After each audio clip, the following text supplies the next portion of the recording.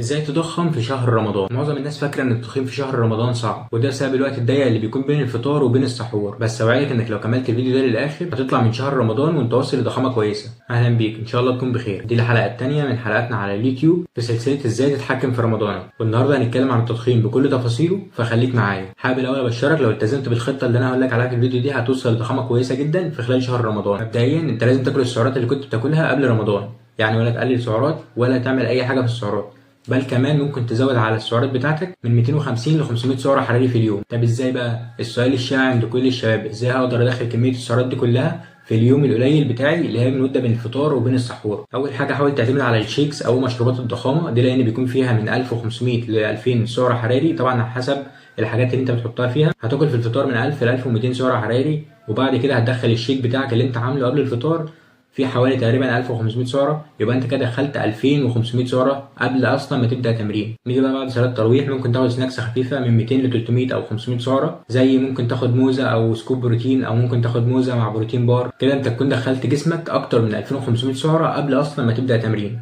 نيجي بقى لوقت التمرين ذات نفسه، وانت بتتمرن وانت جوه التمرين ممكن تاخد لك شوكولاته او اي حاجه مسكره بتزود معاك في السعرات شويه، مش هتكون مضره برضو عليك، هيكون فيها مثلا من 200 ل 300 سعره حراري. نيجي بقى لوجبه بعد التمرين، تاكل وجبه محترمه بعد التمرين فيها من 800 ل 1000 سعره، كده يبقى انت قفلت اليوم بتاعك، كلت كده السعرات بتاعتك كلها، وفوق كمان احتياجك اليومي من السعرات.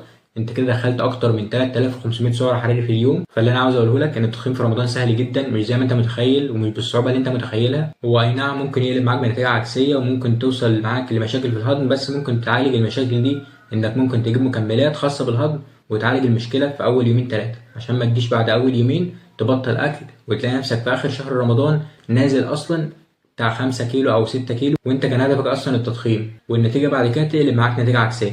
فانت اهتم جدا بمكملات الهضم على قد ما تقدر في الفتره دي. وكده نكون خلصنا حلقتنا. ما تنساش تكتب لي رايك في حلقتنا النهارده في الكومنتس، واكتب لي الفيديو اللي جاي عاوز يكون عن ايه، وكل سنه وانت طيب.